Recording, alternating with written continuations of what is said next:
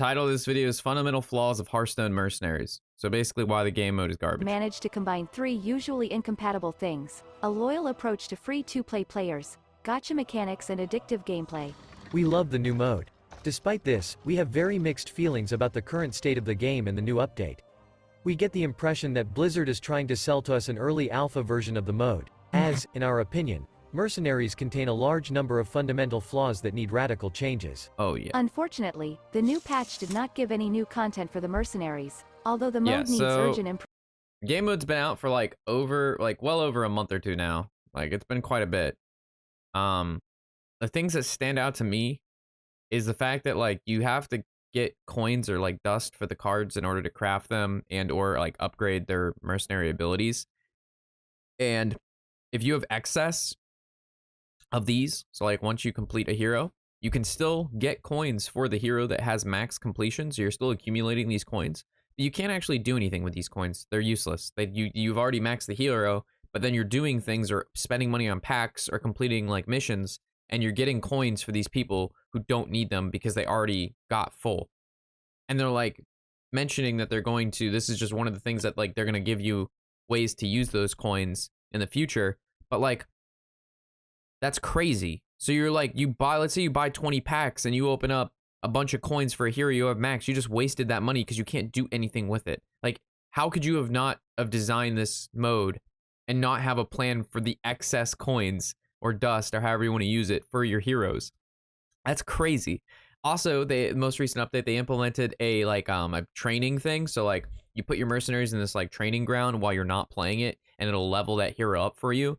But leveling up mercenaries is the easiest thing that you could possibly do, because no matter what you do in mercenaries, like it leads to the character being leveled up, whether you're doing PvP or doing missions. The important part is getting coins. Coins is the hardest thing to get. So while they're in this training ground, you don't get any coins for them. And getting that mercenary to 30 isn't the hard part.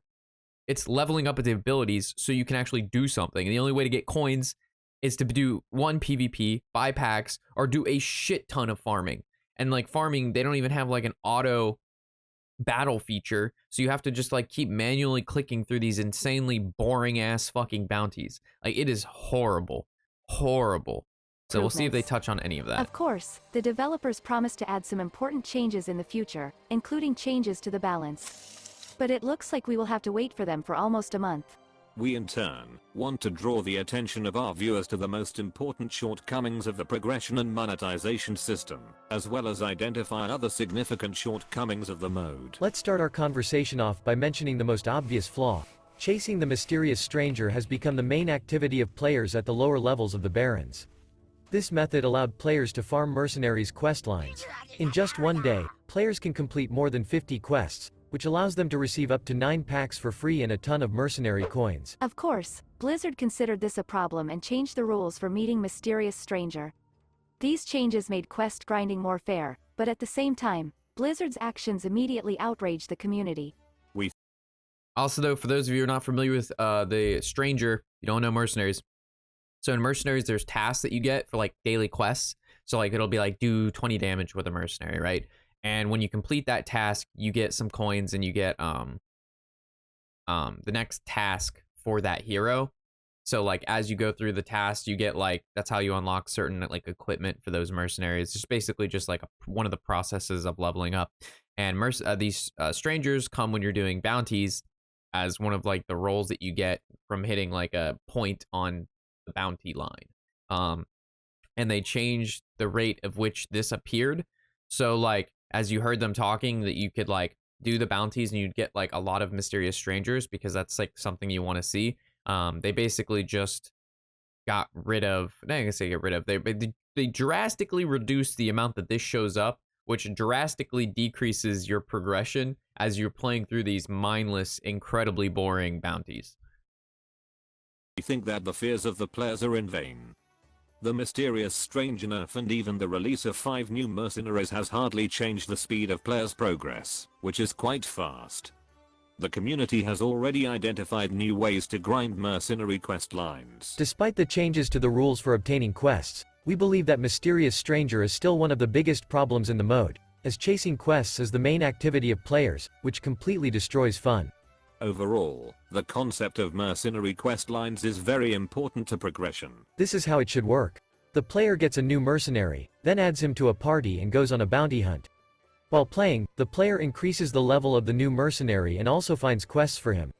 After completing the full quest line of 18 tasks, in addition to the unlocked equipment, the player will. So these 18 tasks are those mercenary quests. Keep in mind that these tasks are like, once you get like past 8 or 9, they become really, really like difficult. For example, one for like Cookie the Cook, the Murloc guy, he was like one of the best mercenaries at when he was released. One of his tasks, I don't know who designed it. It was like kill 180 beasts. There was no bounty you could go on that there was a lot of beasts. There would be like maybe 5 the entire bounty, and the bounty took you 20 minutes-ish, 15 to 20 minutes for the one that had like the most beasts. So like just to complete this one task on one hero took like 50 plus runs of this 15-ish minute bounty to do one hero. I mean, granted, you could probably do other hero stuff while you were there, but like, it was insane. I refused to do it. I just got rid of that when I had it. I'm not doing that. That is absolutely ridiculous. Hello, user. Thanks for making it this far in the video. If you are enjoying my content, you do watch my videos and you are not subbed, keep in mind it really does help the channel out. Over 53% of you who watch my videos each and every day are not subbed to the channel. So if you do like my content and you want to see more of it for the foreseeable future, this is what I do for a living. So if you like it, let YouTube know you like it by subbing. It really helps me out, helps the channel, and allows me to keep doing what I like doing. So with that, let's get back into the games. Will receive enough coins to improve all the hero's abilities to the 3rd level, the most important level for all abilities, as well as completely improve one piece of equipment. This approach allows you to quickly improve useful mercenaries and also get the opportunity to send your party to PvP as quickly as possible or become more effective in PvE. At first glance, this approach has no drawbacks, but the overestimated value of the questline makes the final reward for bounties almost meaningless, since your goal is not to complete the dungeon, but to meet the mysterious stranger. We are convinced that this approach is an example of bad game design. Do you still disagree with us? Imagine if in Constructed you could get an almost endless number of daily quests by doing repetitive monotonous actions. On the one hand, this would make your progress much cheaper, but at the same time, this type of gameplay is unfun and problematic. We believe that. So basically what their point here was, when this mode first came out and the mysterious challengers showed up a decent amount, you would proceed through the bounty, which is like a chain of just people you fight, and when you got to the mysterious challenger or the stranger, you would like get the reward from him to pick up the quest, and then you would instantly retire that bounty and then go on the next one to find another mysterious stranger. You wouldn't even complete the bounty for the bounty reward because it wasn't worth the time as just farming for another mysterious stranger. So basically the bounty was pointless. Your only end goal was to get the stranger, and the stranger is a percentage of the time it just appears. It's just random. He just sometimes appears at certain spots. You also could get like other things that appear there, but the main one that you want is that stranger. So like they mentioned, that's a terrible mechanic because you no longer care about achieving the completion of the bounty, which is the whole reason you do a bounty, is to get the rewards at the end. You are just needlessly grinding to get these strangers, which is that this approach needs a radical change. For example, imagine that mysterious stranger and mercenaries can come to the campfire themselves while you are playing any Hearthstone mode, even while the game client is completely closed. In this case, the probability of their spawning will be much lower. This change will allow players to focus on more fun stuff in Mercenaries and Hearthstone in general. We believe that the possibility of meeting the mysterious stranger in bounties is a bad idea. Moreover, in our opinion, quest lines should be significantly revised. Just look at our chart of the main sources of resources in Mercenaries. Oh man. Mercenary quests are the most important source of coins and packs. After completing all quests, you will receive 73% of the complete improved collection of starting mercenaries. At the same time, the value of Toki's daily task is 3%, and the value of narrative tasks is only 2%. These proportions are extremely unbalanced. It would be good to slightly reduce the value of the questlines and proportionally increase the rewards of daily and narrative tasks. My early days in mercenary mode were extremely fun. I assembled my first party and tried to follow the narrative quests. At some point I got stuck in Winter Spring and had to return to the Barrens to improve my mercenaries and continue following the story. I Makes had to sense. grind, but I felt the satisfaction of progress.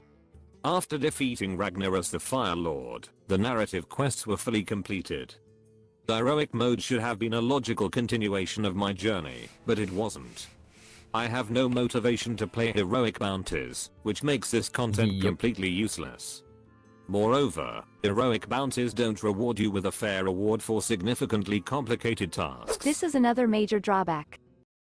So, just like the adventure modes that we used to have in Hearthstone where you could do heroic, like, let's say, like, back in the day, Naxxramas, right? Like, heroic Naxxramas was so hard, given the cards that we had at that time, right?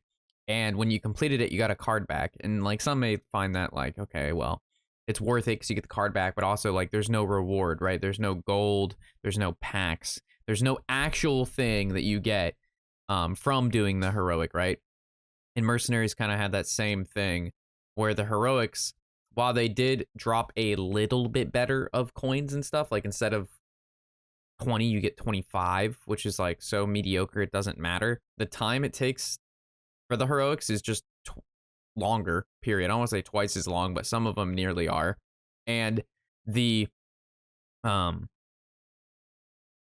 difficulty of them in regards to like the power level of your units need to be a lot stronger, like a lot stronger.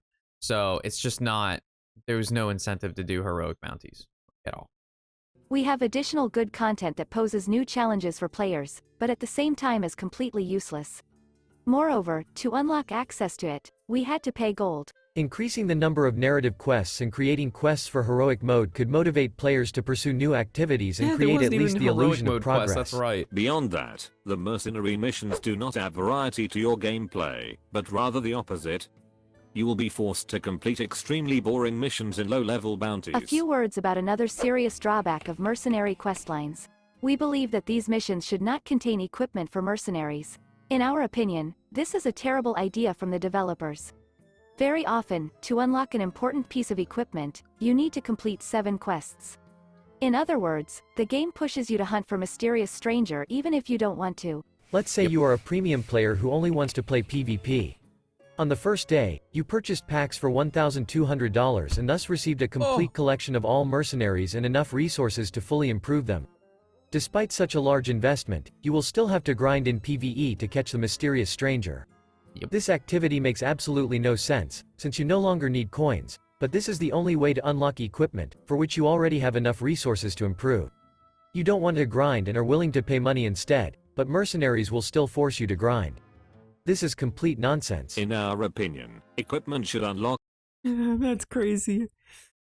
So, equipment, so each mercenary has abilities, 3 of them, and then they have equipment, which is 3 of them. And equipment, each mercenary is allowed to equip 1 equipment, you know, whenever you want. It's like a stagnant effect or whatever, and you can pick it before you get started. You don't get to pick it in the game, right? And these equipments are really important. Like, just as important as the ability, because you only get to pick 1 of the 3 when you're, like, you know, setting up your team. And so some of the best equipments, you get 1 at the first task, you get 1 at, like, the 4th or 3rd task, and then the last one is at the 7th task. So you need to get to task 7 on most of the mercenaries to get that equipment so you could do it. And it was like, the best one was normally always task 7. And to get to task 7 means you need to do 7 quests for that hero, which means you need to find 7 Mysterious Strangers just for that one hero, and it's not 100% on finding Mysterious Stranger. And then when Mysterious Stranger does come up, he discovers 3 mercenaries that currently don't have quests, so you didn't actually even have 100% to get, even if you hit the Mysterious Challenger, or Stranger, to get that quest for that person, unless you, like, perfectly designed your team where you only had the 3 people or 4 people, or if the other ones had quests. There was a certain way you could align your team, so it, like, definitely guaranteed it. But your team would then have to be strong enough to be able to complete the bounty up to the stranger with that little of mercenaries in your squad to make sure that it landed on a quest for that one person you were trying to get to. As soon as you fulfill a certain condition, use a mercenary, deal a certain amount of damage, level up, defeat opponents, and so on. The main idea is that you can fulfill it in any mode without resorting to senseless grinding, but simply using a mercenary in the game. And one more thought about equipment. Getting equipment through the achievements menu is extremely inconvenient. You need to do a bunch of unnecessary actions. We cannot understand why a piece of equipment can't just be automatically unlocked after reaching level 30. Please note that in this video we only talk about the problems of the progression system, but in addition to these shortcomings, there are a ton of other problems. For example, a small amount of content, monotonous PvE gameplay, poor visual appearance, lack of a coin conversion system, and a complete lack of high-level content. Moreover, Mercenaries packs have too little value, although they cost the same as traditional packs. Collectible portraits that you can't disenchant significantly reduce the value of packs and make pre-orders ineffective. This led to the fact that the cost of pre-orders and current deals in the store being significantly overpriced, which makes their purchase unprofitable. From all of the above, we can conclude that Mercenaries, in its current form, is basically an early alpha version of the game, which needs serious improvement, and should not be so actively monetized. Too many serious mistakes have been made by developers in terms of progression, gameplay and monetization, which significantly spoiled. So I don't think the developers have anything to do with the pricing of the game. So like them throwing the devs in there, like to say it's like an early alpha test is fine. The game at its current core state is like pretty awful. It offers little to nothing in regards to act like fun. But like the devs have nothing to do with like the pricing of the bundles and all that stuff. So like while it is majorly overpriced, like the pack should be much cheaper, if anything, just for free at this point. And like they're offering like $20 for 200 coins, which is like barely a hero. It's just insane. But the devs shouldn't be wrapped the up user into that. experience and seriously damage monetization. Moreover, we only got a cropped version of the game mode. We managed to find 22 new mercenaries, a new building, new improvements for current buildings, and even a separate full-fledged board for PvP in the pre-release files of the game. Perhaps Team 5 simply didn't have time to finalize this content, but we get the impression that the content was deliberately postponed. Mercenaries has elements of roguelike games. An important feature of this genre of games is the very long alpha and beta testing, as the gameplay needs very careful balancing. Early access to Darkest Dungeon 2 took place about 2 weeks ago. The game will be in testing for a year or even more. Battlegrounds has been in beta for over a year. Duels has been in beta testing for almost a year. Yet somehow these modes have not received fundamental changes. But Blizzard is trying to convince us that Mercenaries is a completely finished product and are aggressively offering store purchases. Is Bobby Kotick trying to mislead us and thus increase profits? It just can't be. It looks like we are just unannounced testers who are allowed to pay unlimited money for early access to the mode. Despite this, we really like the concept of Mercenaries and we believe in the huge potential of the new mode, but we cannot ignore the need for very serious changes. We believe that Team 5 will not abandon the development of the Mercenaries and will gradually introduce improvements. But is Blizzard ready for more radical changes? Will there be a complete rework of quests? Will we be able to get rid of portraits in exchange for coins? Will the methods of obtaining equipment be changed? Will the value of packs get higher? Will real money purchases become more profitable? We hope to find out the answers to these questions in the near future. Finally, we want to know your opinion on the main disadvantages of Mercenaries. I think what changes should be implemented first? Share your thoughts in the comments. All of them. All of the changes at all points in time. All of them. Total revamp.